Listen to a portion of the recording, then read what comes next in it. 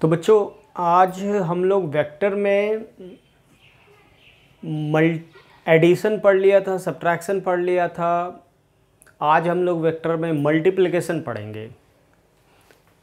तो multiplication of vectors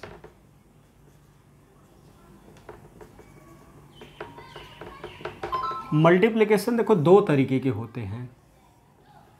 एक होता है, एक वो मल्टीप्लिकेशन होता है जिसमें दो वेक्टर को यदि हम मल्टीप्लाई करेंगे तो रिजल्ट आपका खुद एक वेक्टर आएगा। और एक वो होता है कि दो वेक्टर को मल्टीप्लाई करेंगे तो रिजल्ट एक स्केलर आ जाएगा। तो इस बेसिस पे दो प्रकार के मल्टीप्लिकेशन बोले गए। एक होता है स्केलर प्रोडक्ट मल्टीप्लिकेशन, या फिर कई बार इसी को और एक नाम से बोलते हैं डॉट प्रोडक्ट। स्केलर प्रोडक्ट या डॉट प्रोडक्ट। डॉट नाम से देखो क्लियर होगा, स्केलर मतलब रिजल्ट एक स्केलर क्वांटिटी। अगर मैं बोलूं, इसका सिंबल देखो कैसा है कि if A and B are two vectors, then A dot, symbol देखो मैं डॉट बोल रहा हूँ तो A डॉट B, इसी को हम लोग बोलेंगे स्केलर प्रोडक्ट और डॉट प्रोडक्ट। बच्चों इसी को हम लोग ए डॉट बी को क्या बोलेंगे, स्केलर प्रोडक्ट या फिर डॉट प्रोडक्ट। इसकी वैल्यू क्या होती है, इसको हम लोग क्या कहेंगे, ये तो समझ में आ गया। इसकी वैल्यू क्या होती है उसके बारे में जान जाएं। तो ए डॉट बी का डेफिनीशन देखो क्या है। डेफिनीशन फॉर्मूला जो है कैलकुलेशन का, तो बोला गया A dot B is equal to mod A mod B cos theta. Theta क्या है, theta is the angle between A and B. ध्यान से समझो, डॉट प्रोडक्ट को कैसे कैलकुलेट किया जाता है। दो वेक्टर का डॉट प्रोडक्ट, सिंबल डॉट ऐसे रहेगा। डॉट प्रोडक्ट होता है mod A mod B into cos theta. तो ये एक देखो ध्यान से, तो ये न्यूमेरिकल वैल्यू है, स्केलर एक नंबर है, तो ये स्केलर है। ये आपका कोई भी दो वेक्टर कभी डॉट प्रोडक्ट की बात किया जाएगा तो इस तरह डिफाइन किया गया। अब रिजल्ट एक स्केलर क्वांटिटी आया। दूसरा होता है vector product. Vector product, vector और क्रॉस प्रोडक्ट या फिर मल्टीप्लिकेशन। तो भाई दूसरा जो है वो रिजल्ट नाम से क्लियर है कि वेक्टर प्रोडक्ट मतलब प्रोडक्ट होने के बाद खुद एक वेक्टर बन जाएगा। वो मल्टीप्लाई करो उस तरीके से, दो तरीके से मल्टीप्लाई किया जाता है। दो तरीके से मल्टीप्लिकेशन होता है। तो दोनों तरीके से जो मल्टीप्लिकेशन करते हो, एक तरीके से जो रिजल्ट आएगा वो रिजल्ट उस तरीके से अगर मल्टीप्लाई करोगे तो उसे कहते हैं डॉट प्रोडक्ट, रिजल्ट आएगा ये। दूसरा तरीका जो है, अगर इस तरह से मल्टीप्लाई करते हो, मतलब अगर अपने पास दो वेक्टर हो, let A and B are two vectors, then A cross B, इसको क्या बोलते हो, वेक्टर प्रोडक्ट या फिर क्रॉस प्रोडक्ट। नाम से क्लियर है, क्रॉस बीच में लगा दो। गणित की तरह सिंबल मैथ्स में हम लोग पढ़े हैं कि यार ये दोनों का एक ही मतलब होता है, तो नंबर के लिए तो एक ही मतलब होता है, वेक्टर में दोनों का मतलब बदल जाता है। ये खुद एक वेक्टर क्वांटिटी है। ये देखो स्केलर क्वांटिटी था, ये वेक्टर क्वांटिटी होगा। तो ए क्रॉस बी का जो डेफिनीशन है वो देखो ध्यान से क्या है, A cross B is equal to mod A mod B sine theta eta cap. देखो ये रिजल्ट जो है ये एक नंबर हुआ इनटू एक डायरेक्शन, नंबर के साथ डायरेक्शन। ईटा कैप क्या होता है, unit vector perpendicular to the plane containing A and B। समझ में आया?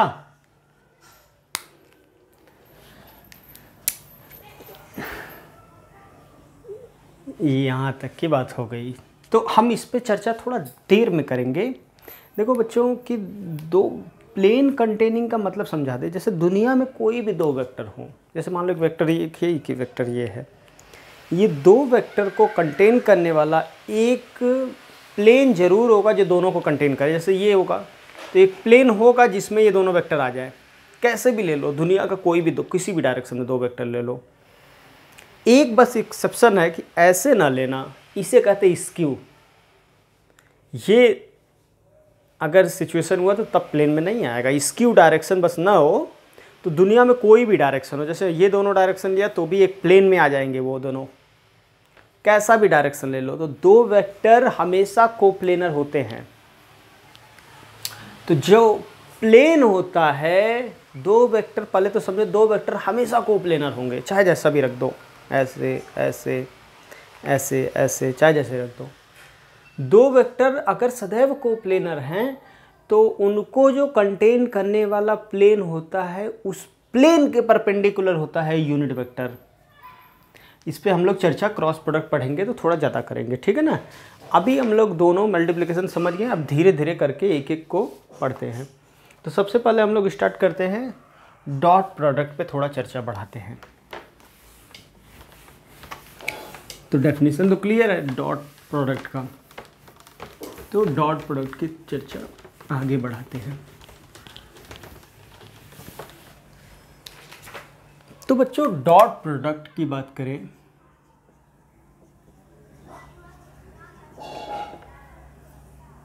डेफिनेशन क्या है, A dot B is equal to mod A mod B cos theta.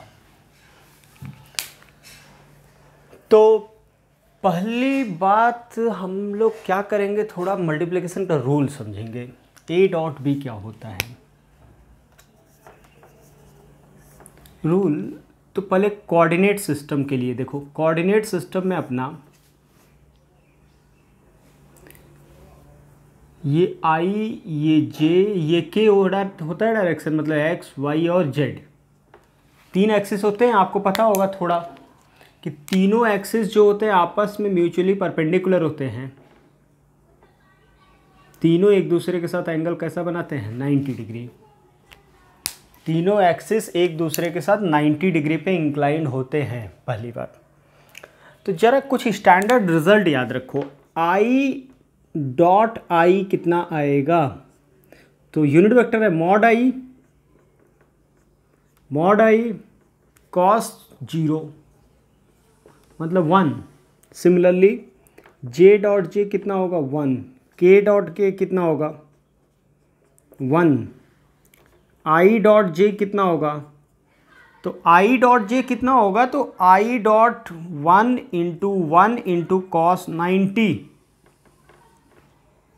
J dot के कितना होगा 0, के डॉट आई कितना होगा 0। तो एक बात समझ में आया, कोऑर्डिनेट सिस्टम में सेम है। अगर आई का आई से मल्टीप्लाई करोगे तो 1 आएगा, जे का जे से करोगे तो 1 आएगा, के का के से करोगे तो 1 आएगा। अगर डिफरेंट हुआ तो 0 आएगा, क्योंकि 90 डिग्री एंगल होता है बाय डेफिनेशन। अब मैं आपको पूछूं कि जैसे मुझे पूछा जाए, देखो रूल, एक नोट आपको बोलूँ मैं, नोट नंबर 1 कि ए डॉट बी जो होता है वो होता है बी डॉट ए, कोई फ़र्क नहीं पड़ता, ये दोनों ही सही है, चाहे ए डॉट बी बोलो चाहे बी डॉट ए, क्योंकि अपने को पता है कि भाई क्या करना है, A dot B, B dot A, जब करने जाएंगे तो cos theta mod A mod B, तो कोई अंतर ही नहीं आना है। ठीक है, अभी तक की बात एकदम क्लियर है। जैसे मैं बच्चों आपको बोलूँ कि इसमें कुछ पहले कैलकुलेशन वाला पार्ट, एक आध दो आसान आसान क्वेश्चन कर लेते हैं। एग्जांपल आपको दे रहा हूँ, find A dot B if A vector दिया है i + 2j + 3k and B vector is given as 2i - 3j + 4k। तो चलो सॉल्यूशन देखो कैसे करेंगे। तो अपने को बच्चों a डॉट बी बताना है, तो a डॉट बी बताने का मतलब a की वैल्यू कितना है, i + 2j + 3k डॉट में 2i - 3j + 4k। बच्चों इन डॉट प्रोडक्ट में आप ध्यान दो तो आपको एक एक नंबर को एक एक नंबर के साथ मल्टीप्लाई करना है, एक को एक के साथ। तो पहले i को इन सब से करेंगे, फिर j को इन सब से करेंगे, फिर इसको इन सब से करेंगे, यही तो करते हैं, फिर जोड़ देते हैं। आपको याद हो बेसिक मल्टीप्लिकेशन का रूल। तो स्केलर का अलग किया करो, वेक्टर का अलग किया करो। जैसे मतलब अब इसको पहले उठाते, i का 2i से i डॉट आई एक बनेगा इंटू 2, i डॉट आई इधर इंटू में 1 है, 1 × 2 2, i डॉट आई कितना होता है 1, हो गया। अब i का j से करो तो 1 × -3 इंटू i डॉट j कितना होता है 0, वो तो स्टैंडर्ड रिजल्ट हो गया i डॉट j। अब मैं पूछूं i डॉट k कितना होता है 4 × 0, क्योंकि i डॉट k 0 होता है। सिमिलरली अब एक बात समझ में आ रहा है कि बार बार कोई सर करने का मतलब नहीं है। एक बात तो सर क्लियर है कि सेम सिमिलर का बस बचेगा, बाकी डिसिमिलर क्वांटिटीज़ का प्रोडक्ट 0 हो जाएगा। तो ऐसे बहुत लेंदी नहीं किया जाता। तो डायरेक्टली क्या समझ में आया अपने को, नियम देखो एकदम ध्यान से। तो बस i को i से मल्टीप्लाई करो, i 1 2, j को j से करो 2 3 6 प्लस का 12, आंसर आ गया देखो कितना, 12 2 14 8। इसमें किसी को कोई कष्ट नहीं होगा, केवल सिमिलर क्वांटिटी देखो और मल्टीप्लाई करो।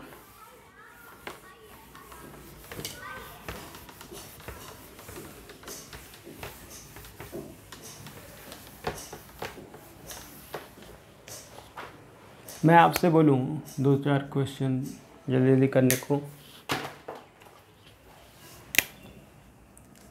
ए वेक्टर दिया हो i + 2j - 3k, B vector दिया है 3i - 4j + 3k। ए डॉट बी बताओ कितना होगा। तो ए डॉट बी डायरेक्टली लिखना सीखो, ए डॉट बी कितना होगा। तो ए डॉट बी सीधा i को i से मल्टीप्लाई करो, तो i डॉट आई तो 1 होता है, तो नंबर मल्टीप्लाई करो 3, इधर 4 दूना 8 -8 माइनस है क्योंकि -9, आंसर हो गया। अगर ए ऐसा दिया हो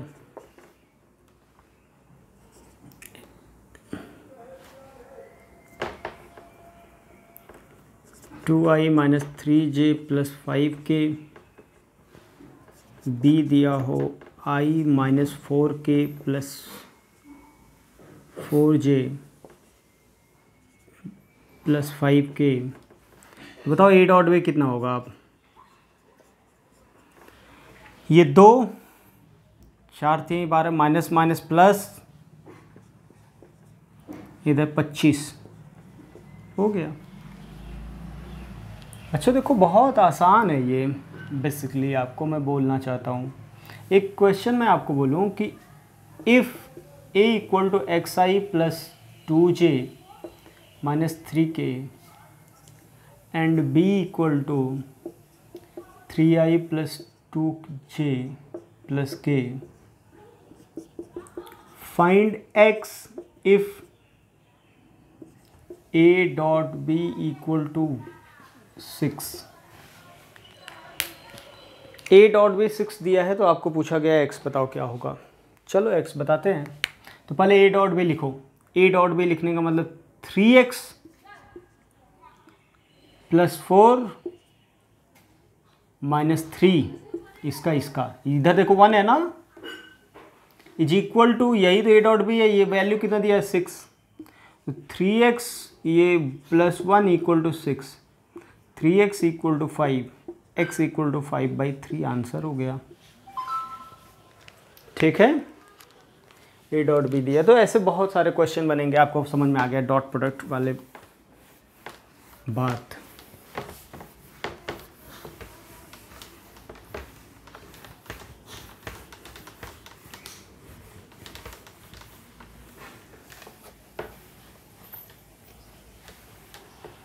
बच्चों डॉट प्रोडक्ट करना तो अपने को आ गया एकदम क्लियर कट, हमें इतना बात समझ में आ गया, आपको भी आ गया होगा कि डॉट प्रोडक्ट कैसे किया जाता है। अब डॉट प्रोडक्ट कैसे किया जाता है, तो डॉट प्रोडक्ट में करना क्या है वो तो समझ में आ गया, डॉट प्रोडक्ट कैसे किया जाता है।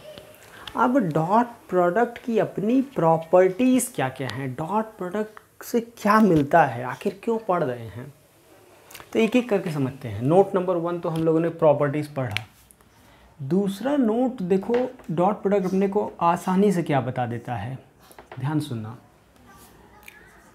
ए डॉट बी जो होता है वो होता है mod A mod B cos theta. तो आप बताओ ये तो एक पॉजिटिव नंबर होगा,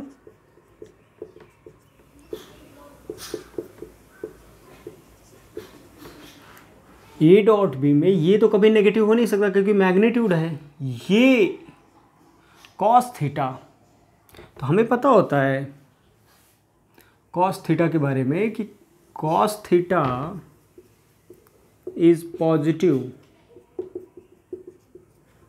if theta less than 90 degree. Cos theta is negative if theta greater than 90 degree, cos theta is 0 if theta equal to 90 degree. 3 situation देखो हमें पहले से पता है, इससे कोई लेना देना नहीं। अगर मॉड ए मॉड बी दो वेक्टर नॉन जीरो वेक्टर हैं, वो खुद जीरो ना हो, नॉन जीरो, क्योंकि जीरो अगर ये मैग्नीट्यूड ही जीरो हो जाएगा तब तो कोई मतलब ही नहीं है बात करने की। तो मैग्नीट्यूड अगर जीरो नहीं है तो ये तो जीरो नहीं होगा और पॉजिटिव नंबर होगा क्लियरली। तो इसकी वैल्यू मतलब ये पूरी वैल्यू केवल इस पे निर्भर कर रहा है ना, कॉस थीटा पे।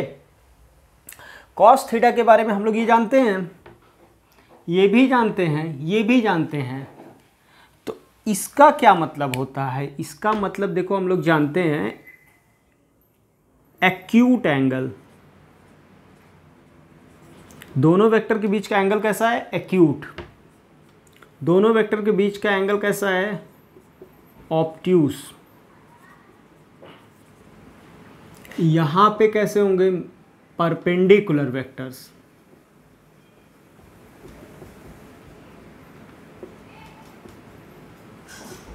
तो एक तरीके से सोचा जाए तो चेक करने का भी तरीका पता चल गया। अगर आपसे ये सब क्वेश्चन बोला जाए कि दो वेक्टर के बीच का एंगल एक्यूट एंगल है, दो वेक्टर के बीच का एंगल एक्यूट एंगल है, तो मतलब है या नहीं है वो चेक करने का तरीका सीधा सीधा देख लो कि ये तो पॉजिटिव है, ये नेगेटिव हुआ, ये भी पॉजिटिव हुआ, मतलब ये पूरा ए डॉट भी अगर पॉजिटिव आ गया। देखो ये पूरी बात जो समझ में आया वो समझ में आया क्या, पहला नोट, अब इसमें नोट में पहला part, if A dot be greater than zero मतलब पॉजिटिव, ग्रेटर देन जीरो मतलब पॉजिटिव। थोड़ा गणित कम आता है बच्चों को, इसलिए मैं बोलूँ if A dot B is positive, तो इसका मतलब क्या होगा, इसका मतलब होगा हम लोग क्या कंक्लूड करेंगे, angle between A and B is acute angle. पहला ऑब्जर्वेशन। जो दूसरा ऑब्जर्वेशन है बच्चों वो ये है कि if A dot B is equal to 0, बहुत ही महत्वपूर्ण, then A and B are mutually perpendicular.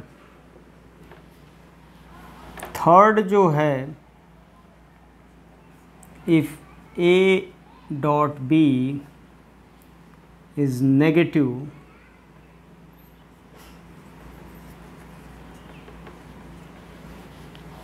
then angle between A and B is obtuse। सारे बच्चे को ये बात तो याद रखना चाहिए, 3 पॉइंट्स हैं जो बहुत आसान ऑब्जर्वेशन है, ठीक है। इस पे बेस्ड कितने आसान क्वेश्चन बनते हैं।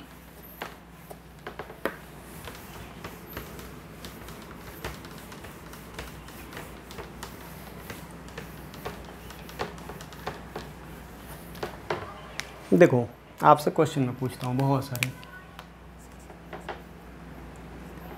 If A equal to xi plus 2j and b equal to 3i minus 4j, find x if vector a is perpendicular to vector b। चलो बताओ, ए को बताओ यदि ऐसा है तो बच्चों इसका सॉल्यूशन देखो, बहुत आसान है सॉल्यूशन। तो इसका मतलब परपेंडिकुलर कब होता है बताओ, आप लोग याद किए थे, परपेंडिकुलर अभी भी पढ़ाया था। परपेंडिकुलर तब होता है, परपेंडिकुलर होना है तो परपेंडिकुलर होने का कंडीशन क्या है, 0 हो जाए। तो डॉट प्रोडक्ट लेना जानते हैं हम लोग, आई के साथ मल्टीप्लिकेशन करते हैं 3x, जे का जे के साथ -8। यहाँ से आंसर आ गया x इक्वल टू 8/3। हो गया क्वेश्चन सॉल्व। बहुत आसान क्वेश्चन बनते हैं। मान लो आपको दिया हो if a equal to 2i minus 3j and b equal to 4i minus 6j। आप बताओ एंगल कैसा होगा, एंगल ऑब्ट्यूस होगा, एक्यूट होगा, दोनों वेक्टर कैसे हैं तो देख लेते हैं। पहले ए डॉट बी पता करते हैं। तो पता करने का तरीका, ए डॉट बी कैसा होगा, तो ए डॉट बी बच्चों निकाल लो, तो 2 का 8 और ये माइनस माइनस प्लस 18 26। पॉजिटिव मतलब एक्यूट एंगल, दोनों के बीच का एंगल कैसा है, एक्यूट एंगल, ठीक है। बहुत छोटी छोटी बातें हैं।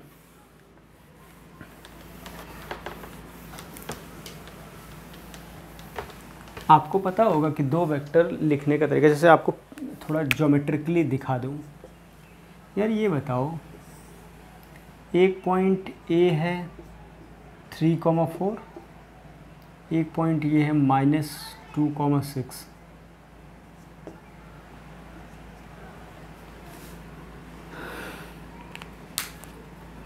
दोनों के बीच ये दोनों वेक्टर बन गए OA OB। दोनों के बीच का एंगल थीटा क्या होगा, 90 से ज़्यादा होगा कि 90 से कम होगा। इस पे मान लो बताना हो, दोनों के बीच का एंगल थीटा क्या होगा, 90 से ज़्यादा होगा कि 90 से कम होगा। तो हमें नहीं समझ में आ रहा है तो हम लोग कर सकते हैं। ए वेक्टर देखो कितना लिखा है, ए वेक्टर मतलब OA -2i प्लस 6j, ये लिखना आता होगा। बी वेक्टर देखो क्या लिखा है, 3i प्लस 4j।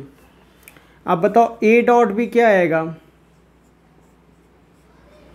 ए डॉट बी माइनस का 6 प्लस का 24 प्लस का 18, मतलब ये थीटा जो होगा एक्यूट मतलब थीटा लेस देन 90 डिग्री। हो गया सॉल्व। अब देखो बच्चों, ये सब छोटी छोटी बातें हमें समझ में आ गई। अब अभी तक तो हम ये बता पा रहे हैं कि थीटा कितना है, कि 90 से ज़्यादा है कि 90 से कम है कि एग्जैक्टली 90 ही है, ये सारी बात समझ रहे थे। अब वो एग्जैक्टली एंगल कितना है वो भी तो पता चलना चाहिए हमें कि वो है कितना। सर ये तो आप बता दे रहे हो 90 से ज़्यादा है 90 से कम है, वो है कितना, तो उसको कैलकुलेट करने का तरीका हम लोग सीखते हैं। ये अगले नोट में हम लोग बात करेंगे उसको, ठीक है। Note number 3, angle between vectors. बहुत ही महत्वपूर्ण, बहुत यूज में आता है, कई बार हमें दो वेक्टर के बीच का एंगल पता करना होगा, तो ये बहुत ही महत्वपूर्ण है ये तरीका। तो देखो कैसे पता करते हैं बच्चों। हमें पता होता है A dot B is equal to mod A mod B cos theta. ध्यान से देखो, तो कॉस थीटा को हम लोग लिख सकते हैं A dot B upon mod A mod B। ये तरीका हुआ। अब इसको कई लोग इस तरह से भी सिंप्लीफाई कर सकते हैं, डॉट में उसके मैग्नीट्यूड के प्रोडक्ट से डिवाइड कर दो, तो यहाँ से कॉस थीटा आ जाएगा। तो थीटा क्या होगा, कॉस थीटा पता चल चुका है, तो थीटा कितना आएगा। तो देखो बच्चों, थीटा लिखने का तरीका समझो। अगर कॉस थीटा 1/2 दिया है तो क्या आप लोग बोलते हो कि थीटा 60 अंश, ठीक है, थीटा 60 डिग्री। तो देखो थीटा को लिखने का तरीका यह है कि आपको कॉस इनवर्स 1/2 का मतलब क्या होता है। तो कॉस इनवर्स 1/2, तो ये कॉस इधर चला जाएगा, तो ये मतलब मैथमेटिकली मैं सही नहीं बता रहा हूँ, याद करो, लेकिन ऐसे ही हमें याद रखना है कि कॉस इधर जाएगा, तो ये बन जाएगा कॉस इनवर्स, इधर कितना आ जाएगा A dot B upon mod A mod B। तो जैसे कॉस इनवर्स 1/2 का मतलब कितना होता है 60 डिग्री। इसका मतलब देखो कितना होता है कि थीटा वो कौन सा है जिस पे 1/2 आता है, 60 डिग्री है। अगर मैं बोलूँ कॉस इनवर्स 0, तो थीटा वो कौन सा है जिसकी वैल्यू 0 आता है, तो 90 डिग्री। मैं पूछूँ कॉस इनवर्स √3/2, तो आप बताओ थीटा वो कौन सा है जिसकी वैल्यू √3/2 आता हो, तो 30 अंश, ठीक है। मैं पूछूँ कॉस इनवर्स 1/√2, तो आप बताओ आपका मतलब क्या होना चाहिए, वो थीटा कौन सा है जिसकी वैल्यू 1/√2 आता है, तो 45 डिग्री। देखो इसका मतलब यही होता है, एंगल है ये, ठीक है ना। तो ये हमें याद रखना है, इसको सिंप्लीफाई करके ऐसे लिखा जा सकता है, बहुत ही महत्वपूर्ण है, याद रखना है ये।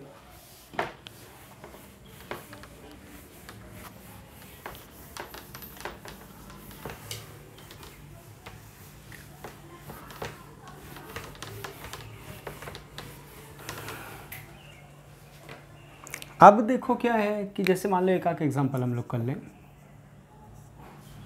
Find angle between the vectors. पहला मान लो ए वेक्टर आपको लूँ i + j और बी वेक्टर ले लूँ -i + j। चलो बताओ दोनों के बीच का एंगल कितना होगा। तो एंगल कितना होगा, तो कॉस थीटा का फॉर्मूला याद रखना है, एकदम बहुत ही महत्वपूर्ण है, मैं बार बार बोल रहा हूँ, वो जो पढ़ा है अभी नोट उसको याद रखो। तो हम लोग सॉल्यूशन पढ़े हैं, कॉस थीटा कितना होता है, कॉस थीटा होता है A dot B upon mod A mod B। A dot B बताओ बच्चों कितना होगा, i का -1, j का j से +1 अपॉन मॉड A कितना होगा √2, मॉड B कितना होगा √2 इंटू √2, लेकिन ये तो 0 आ गया। कॉस थीटा 0 का मतलब थीटा क्या होगा 90 डिग्री। 0 तब आता है म्यूचुअली परपेंडिकुलर होता है।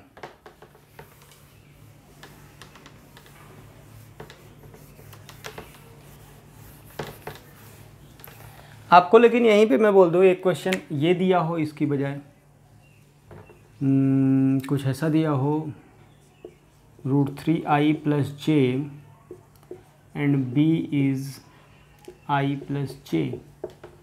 आप बताओ cos थीटा कितना आएगा?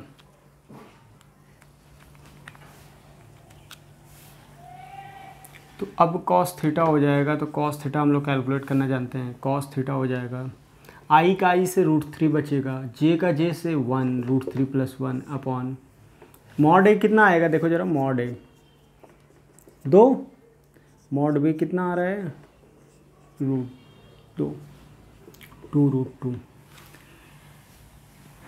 ये आप बच्चों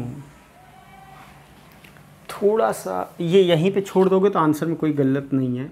cos इनवर्स √3 + 1 अपॉन 2√2। इसका ज्योमेट्रिकल मीनिंग थोड़ा समझो। देखो रिजल्ट हम लोग पढ़े हैं कि ये वेक्टर x एक्सिस से कितना एंगल बना रहा है, तो x एक्सिस अपॉन टोटल। ये देखो √3, इसका कोऑर्डिनेट मतलब इसको अगर प्लॉट करना चाहोगे तो ये कितना होगा, √3 और 1, √3 1, ये वेक्टर कितना होगा 1,1। बहुत सुंदर। √3 1 का मतलब x में कितना √3, y में कितना 1, तो मतलब ये 1, ये √3। तो ये थीटा आपसे पूछेगा तो कितना होगा, थीटा हो जाएगा tan theta equal to base upon perpendicular upon hypotenuse 30 degree. ये एंगल कितना होगा 45 डिग्री। तो ये 60 + 45 105 अंश। थीटा कितना आ रहा है 105 डिग्री। इसको थीटा के अल्फ़ा बोल दो क्योंकि यहाँ थीटा मैंने यूज कर लिया है। देखो ये टेक्निकली 105 डिग्री लिखा है, लिखने का भी तरीका cos a + b का फॉर्मूला आप लोग जानते हो। cos देखो ये दोनों के बीच का cos 60 + 45 को एक्सपेंड करो ज़रा, तो cos इनवर्स आप लोग बता सकते हो।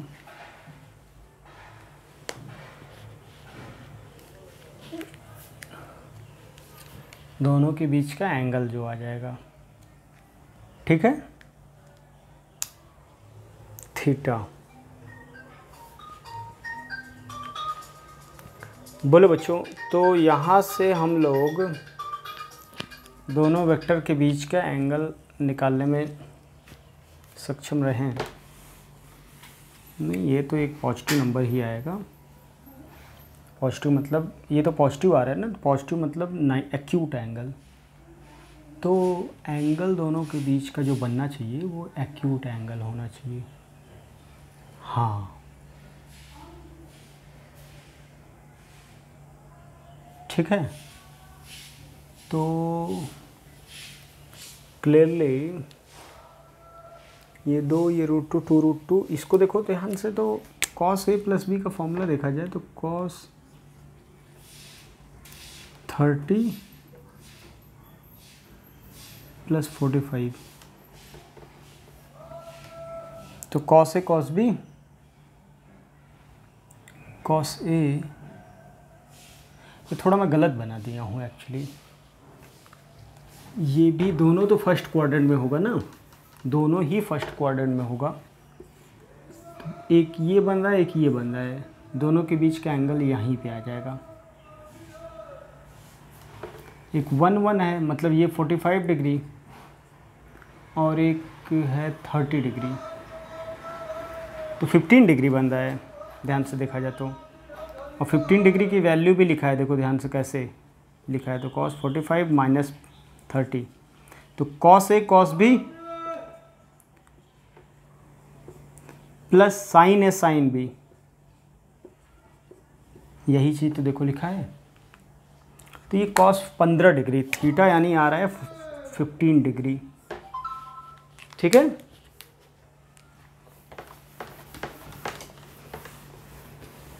कोई भी दो वेक्टर दिया होगा तो हम लोग उसके बीच का एंगल बता लेंगे।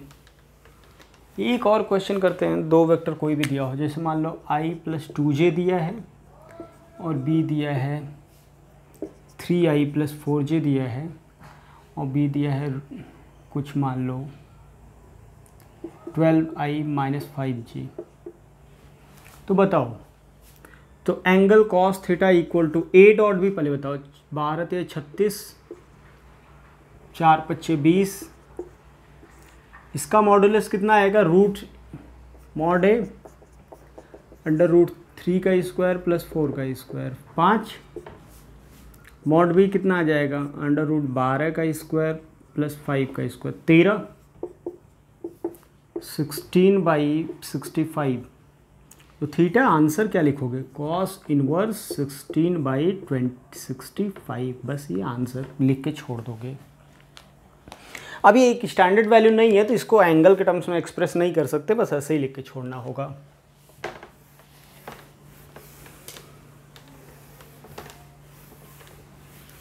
कई बार बच्चों आपसे क्वेश्चन पूछ लिया जाता है कि आपको कोई भी वेक्टर दे दे, मान लो एक वेक्टर ये दिया है 2i + 2√3j, find angle made by A with y axis. इस बार दूसरा, अगर आपको ऐसे कभी क्वेश्चन दे दो, कोई वेक्टर, कल के दिन y एक्सिस की बजाय x एक्सिस हो सकता है, z एक्सिस हो सकता है, कोई भी एक डायरेक्शन होता है, तो ईमानदारी से देखो आपको क्वेश्चन कैसे सॉल्व करना है। कहने का तात्पर्य यह है कि ये एक वेक्टर दिया है, दूसरा y एक्सिस का मतलब j वेक्टर दिया है क्या, b, तो ईमानदारी से इन दोनों के बीच का एंगल ही तो निकालना है। तो इन दोनों के बीच का एंगल कितना होगा, कॉस थीटा। तो अब j का j से 2√3 अपॉन इसका मॉड 1, उसका मॉड कितना आ जाएगा, √2 का स्क्वायर 4 प्लस 2√3 का स्क्वायर 4 12, तो 2√3/16 का मतलब 4√3/2, मतलब थीटा आ गया 30 डिग्री, हो गया। ठीक है, तो ऐसे प्रॉब्लम आपसे पूछे जा सकते हैं, कोई भी रैंडम दे दिया जाए। अगर मान लो आपसे यही क्वेश्चन पूछ लिया जाता कि -3i + 4j एंगल मेड